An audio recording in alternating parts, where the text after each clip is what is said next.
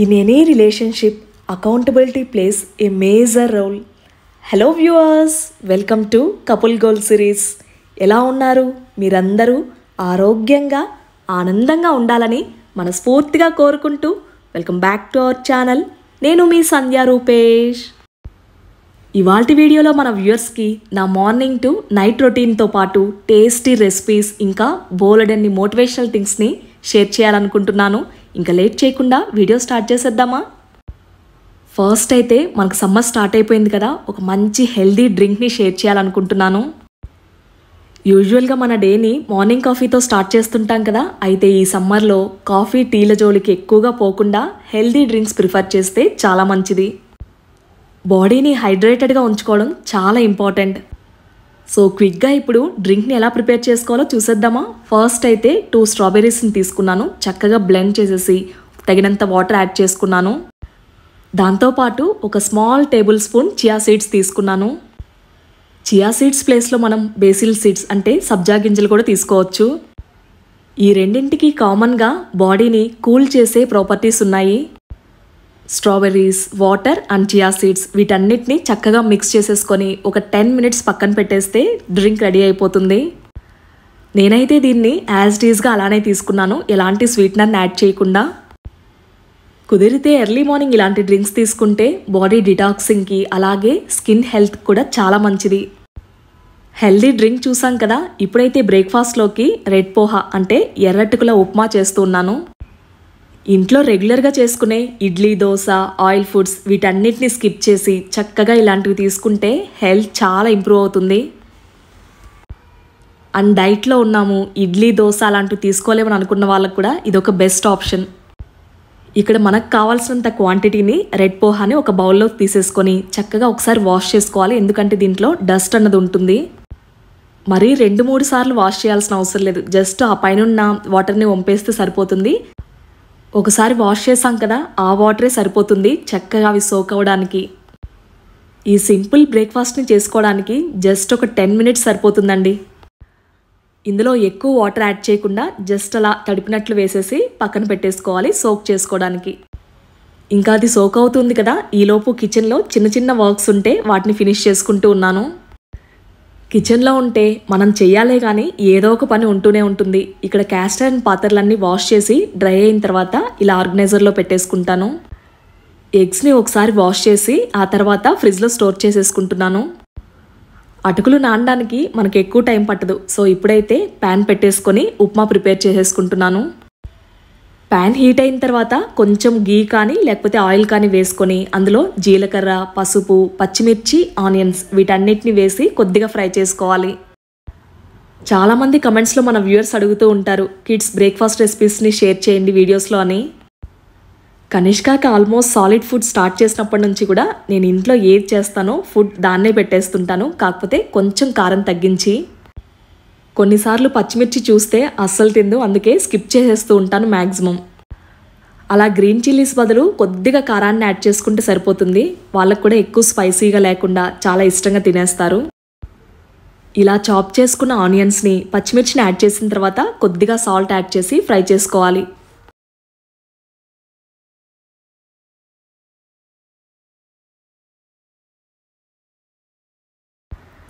ఆనియన్స్ని మరీ golden brown వచ్చే వరకు ఫ్రై చేయాల్సిన అవసరం లేదు, జస్ట్ అవి మనకు ట్రాన్స్పరెంట్గా అవుతాయి కదా, అప్పుడు రెడ్ పోహా సోక్ చేసుకున్న దాన్ని యాడ్ చేసేసుకోవాలి. చూస్తున్నారు కదా, పోహాకి ఎక్కువ వాటర్ యాడ్ చేయకుండా జస్ట్ అవి తడిచే విధంగా వేసుకున్నాం కనుక మనకు పొడి పొడిగా ఉంటుంది. వాటర్ క్వాంటిటీ ఎక్కువైతే మెత్తగా పేస్ట్ లాగా అయిపోతుంది.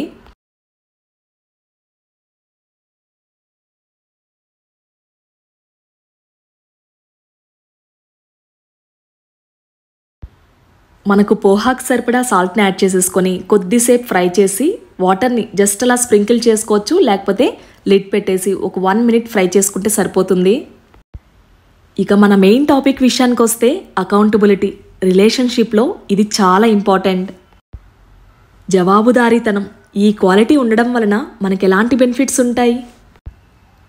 మెయిన్గా మనం గుర్తుపెట్టుకోవాల్సింది ఈ అకౌంటబిలిటీ ఓన్లీ వైఫ్ లేకపోతే ఓన్లీ హస్బెండ్లోనే కాదు, ఫ్యామిలీలో ప్రతి ఒక్కరికి ఉండాలి. చెప్పాను కదా, ఫ్యామిలీలో ప్రతి ఒక్కరికి ఉండాల్సిన క్వాలిటీ అని. వీడియోని ఎక్కడ కూడా స్కిప్ చేయకుండా ఎండ్ వరకు చూస్తూ ఉండండి. దీని గురించి అందరికీ అర్థమయ్యేలా క్లియర్గా చెప్తాను. చూస్తున్నారు కదా, ఫైనల్ టచ్గా కొద్దిగా లెమన్ జ్యూస్ని కొత్తిమీరని యాడ్ చేసేసుకొని సర్వ్ చేసేసుకోవడమే. Tasty at the same time healthy recipe. ఒకసారి మీరు కూడా ట్రై చేయండి. ఇలా మా సండే బ్రేక్ఫాస్ట్ని సింపుల్గా కంప్లీట్ చేసాము. ఇక లంచ్ విషయానికి వస్తే మటన్ కర్రీ విత్ టమాటా రసం. ఆఫ్టర్నూన్ లంచ్ ప్రిపరేషన్ని కొంచెం ఎర్లీగా స్టార్ట్ చేసేసాను. ఈ వర్క్స్ అన్నింటినీ కంప్లీట్ చేసేసుకొని మధ్యాహ్నం పడుకోవాలని. వీక్ డేస్ అయినా వీకెండ్ అయినా ఎప్పుడు కంటిన్యూస్ వర్క్ ఉంటుంది. సో పడుకునే ఛాన్స్ అస్సలు ఉండదు. రసంకి ఫ్రెష్ కరివేపాకు, చింతపండుని ఫ్రిడ్జ్లో స్టోర్ చేసుకుంటాను. దాన్ని తీసి పక్కన పెట్టుకున్నాను. ముందుగా గుప్పెడు కరివేపాకు, వెల్లుల్లి రెబ్బలు, జీలకర్ర, మిరియాలు వీటన్నింటిని దంచి రసానికి ప్రిపేర్ చేసుకుంటూ ఉన్నాను.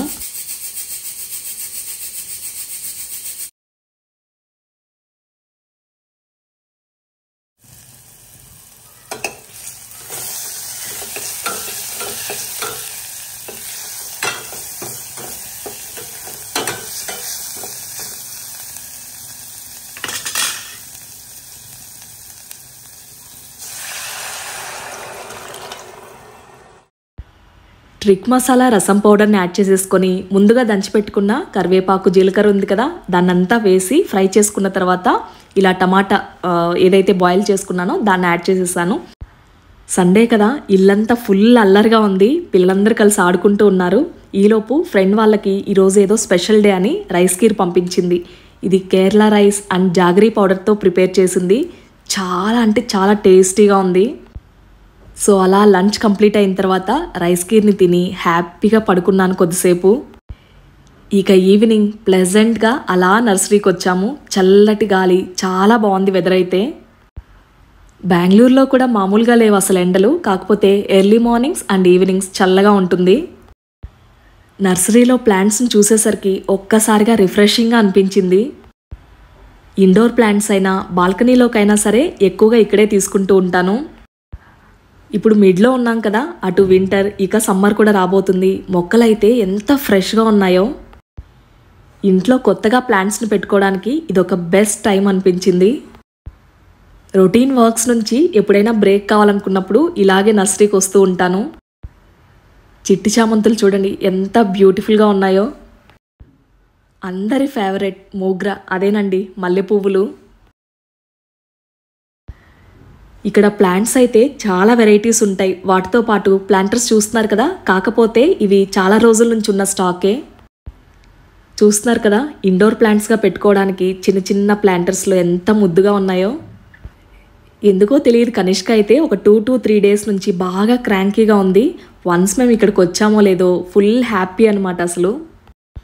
స్పెషల్లీ ఈ ప్లేస్కి వస్తే పిల్లలు బాగా ఎంజాయ్ చేస్తారు. అలా నర్సరీలో ఒక ½ an hour ఉండి కావాల్సిన మొక్కలన్నింటినీ సెలెక్ట్ చేసుకొని ఇక్కడ పెట్టేశాను. నేను తీసుకున్న మొక్కల్లో కొన్నింటిని పాటింగ్ చేస్తూ ఉన్నారు ఇక్కడ. ఫస్ట్ అందులో వెర్మీ కంపోస్ట్, కోకోపీట్ అలాగే సాయిల్ని మిక్స్ చేసి ఇలా రెడీ చేస్తూ ఉన్నారు. ఇలా నర్సరీకి వచ్చినప్పుడు వాళ్ళని అడిగి కొన్ని చిన్న చిన్న టిప్స్ని తెలుసుకుంటూ ఉంటాను ప్లాంట్స్కి సంబంధించిన కేర్ గురించి. మనందరికీ తెలిసిందే కదా, ప్లాంట్స్లో కూడా చాలా వెరైటీస్ ఉంటాయి, చాలా కేటగిరీస్ ఉంటాయని.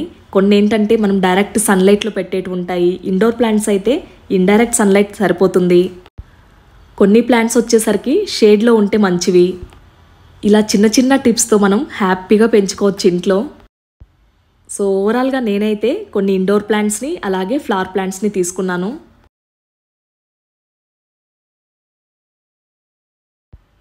కార్ డిక్కీలో గార్డెన్ చాలా బ్యూటిఫుల్గా ఉంది కదా చూస్తూ ఉంటే.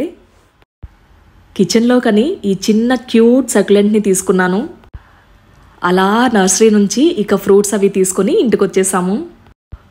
ఫ్రూట్ షాప్కి వెళ్ళంగానే అక్కడున్న మ్యాంగోస్ని చూసేసరికి ఎంత హ్యాపీగా అనిపించిందో. కొన్ని oranges, sapotas, banana, muskmelon, watermelon ఇవన్నీ తీసుకొని ప్యాక్ చేసుకొని ఇంటికి వచ్చేసాము. మ్యాంగోస్ కేజీ 220 అంట, సింధూర్ వెరైటీ. చాలా టేస్టీగా ఉంది, కాకపోతే స్వీట్నెస్తో.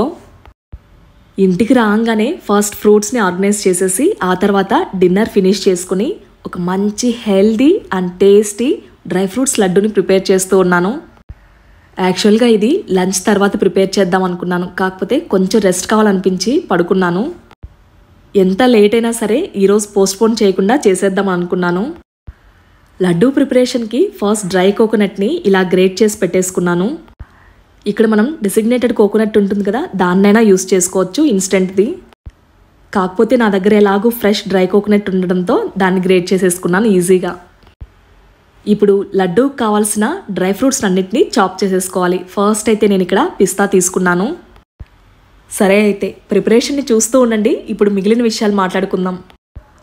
ప్రతి ఒక్కరిలో అకౌంటబిలిటీ ఉండాలంటున్నాం, కానీ అసలు అదేంటి, మనం చెయ్యాలనుకుంటున్నది ఏంటి, ఏం చేస్తున్నాము, అలాగే చేసిన తర్వాత దాని రిజల్ట్ ఏంటి, అది మంచైనా కావచ్చు చెడైనా కావచ్చు. ఒక్కోసారి మనకు అనుకున్న రిజల్ట్ రాకపోతే అదర్ పర్సన్ని బ్లేమ్ చేస్తూ ఉంటాం కదా, అది చాలా తప్పు. మనం చెయ్యాలనుకున్నది చేసాము, దాని రిజల్టే కదా వచ్చిందని అస్సలు అనుకోము. ఆ రెస్పాన్సిబిలిటీ నువ్వు మాత్రమే తీసుకోవాలి. ఎప్పుడైతే మనం చేసిన దానికి ఎదుటివారిని బ్లేమ్ చేస్తామో ఖచ్చితంగా నెగిటివ్ రిజల్టే ఉంటుంది, రిలేషన్షిప్ కూడా పాడవుతుంది. ఇందులో ఇండివిజువల్గా నువ్వు మాత్రమే స్టాండ్ తీసుకోవాలి.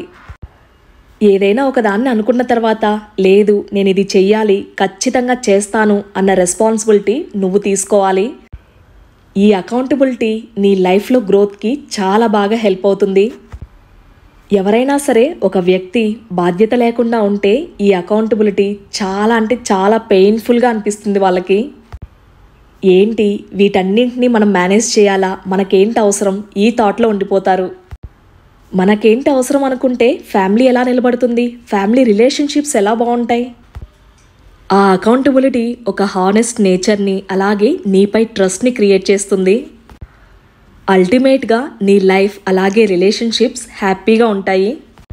సో మీతో మాట్లాడుతూ ఇక్కడ చూస్తున్నారు కదా, డ్రై ఫ్రూట్స్ అన్నిటినీ వాల్నట్స్ దగ్గర నుంచి పిస్తా, బాదం, క్యాష్యూ వీటన్నిటిని ఇలా చాప్ చేసేసుకున్నాను. టైం లేదు, అంతకంటే ఓపిక అస్సలు లేదనుకుంటే గనక వీటిని మిక్సీ జార్లో వేసేసి ఫైన్ పౌడర్ లాగా కాకుండా కొద్దిగా అలా బరగ్గా వేసుకుంటే సరిపోతుంది. వీటితో పాటు హెల్దీ ఇంగ్రీడియంట్ ఫ్లేక్ సీడ్స్ని యాడ్ చేస్తూ ఉన్నాను. డ్రై ఫ్రూట్స్ మనందరికీ తెలిసిందే కదా, బోన్ హెల్త్కి చాలా మంచిది. డ్రై ఫ్రూట్స్లో మనందరికీ తెలిసిందే ఫైబర్ కంటెంట్ ఎక్కువగా ఉండడంతో పాటు ఫుల్లీ లోడెడ్ విత్ న్యూట్రియంట్స్ అని. ఫ్లేక్ సీడ్స్లో కూడా ఫైబర్ కంటెంట్ చాలా ఎక్కువగా ఉంటుంది. దాంతోపాటు ఒమేగా 3 ఫ్యాటీ యాసిడ్స్ కూడా ఉండడంతో క్యాన్సర్కి అగైనెస్ట్గా ప్రొటెక్ట్ చేయడానికి చాలా బాగా హెల్ప్ అవుతుంది. మనం చాప్ చేసి ఉంచుకున్న డ్రై ఫ్రూట్స్ని, ఫ్లేక్ సీడ్స్ అలాగే డ్రై కోకోనట్ని వీటన్నిటిని ఇలా డ్రై రోస్ట్ చేసుకొని పక్కకు పెట్టేసుకోవాలి. వీటికి ఎలాంటి ఆయిల్ కానీ గీ కానీ అవసరం లేదు, డ్రై రోస్ట్ చేసుకుంటే సరిపోతుంది. జస్ట్ 1 or 2 minutes మీడియం ఫ్లేమ్లో పెట్టుకొని ఫ్రై చేసుకోవాలి.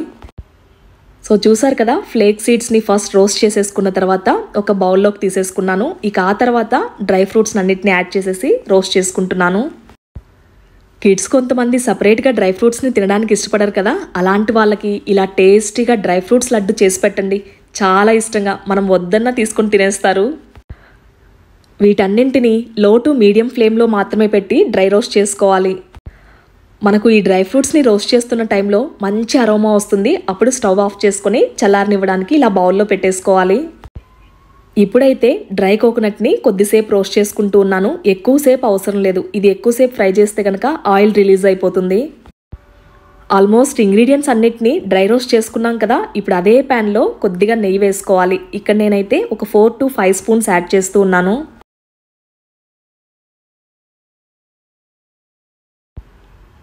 ఇప్పుడు గీ హీట్ అయిన తర్వాత ఇందులో గోందని యాడ్ చేసుకుంటూ ఉన్నాను.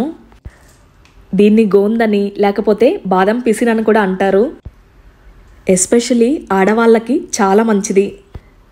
జస్ట్ మనకి ఇది చూడడానికి గమ్ ఉంటుంది కదా, అలాగే ఉంటుంది.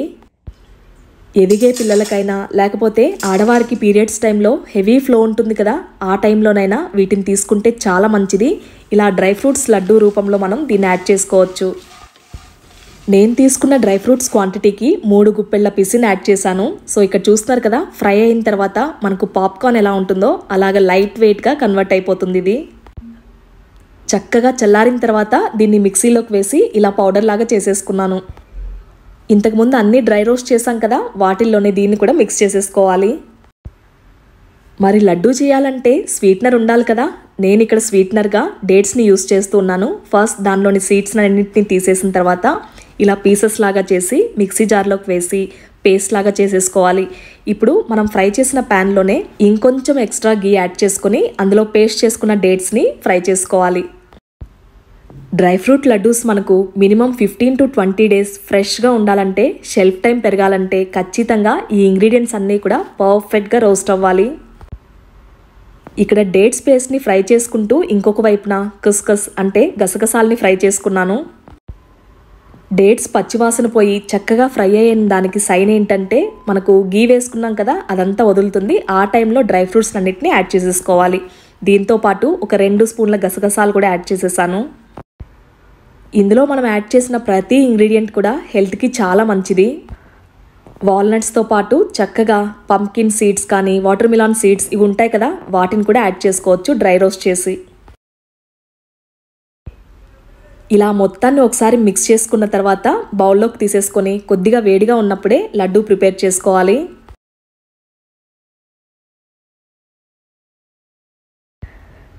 డేట్స్ యాడ్ చేసాం కదా, స్టిక్కీగా ఉంటుంది అనుకుంటే కనుక కొద్దిగా గీని మన చేతులకు రాసుకొని చక్కగా లడ్డూస్ చేసుకోవచ్చు. ఇది రోల్ లాగా చేసి చక్కగా కట్ చేసుకున్నా చేసుకోవచ్చు. మనకి ఇష్టం వచ్చిన షేప్లో వీటిని ప్రిపేర్ చేసుకోవచ్చు. 1 టైం పిల్లలు తినే విధంగా ఇలా బాల్స్ని ప్రిపేర్ చేసుకొని అన్నీ కూడా ప్లేట్లో సర్వ్ చేసుకుంటూ ఉన్నాను. ఇందాక చెప్పినట్లు చిన్నపిల్లల నుంచి పెద్దవాళ్ళ వరకు ప్రతి ఒక్కరూ ఇష్టంగా తింటారు. సో చూసారు కదా నా మార్నింగ్ టు నైట్ రొటీన్ని. మార్నింగ్ ఒక healthy drink, healthy breakfast and dry fruits laddu చాలా టేస్టీగా ఉంటాయి. ఒకసారి మీరు కూడా ట్రై చేయండి. ఇవి కంప్లీట్గా కూల్ అయిన తర్వాత ఒక కంటైనర్లోకి మనం స్టోర్ చేసుకోవచ్చు. షేర్ చేసిన రెసిపీస్ నచ్చాయా? ఒకవేళ నచ్చితే కనుక తప్పకుండా ట్రై చేసి ఎలా వచ్చాయి ఏంటనేది కమెంట్స్లో షేర్ చేయండి. వీడియో బాగుంది, ఉపయోగపడింది అనుకుంటే కనుక వీడియోని లైక్ చేసి మన ఛానల్ని సబ్స్క్రైబ్ చేసుకోవడం మాత్రం అస్సలు మర్చిపోకండి. అందరూ ఆయురారోగ్యాలతో ఉండాలని మనస్ఫూర్తిగా కోరుకుంటూ మళ్ళీ మీ అందరికి ఉపయోగపడే ఒక చక్కటి వీడియోతో మీ ముందుకొస్తుంది మీ సంధ్యా రూపేష్.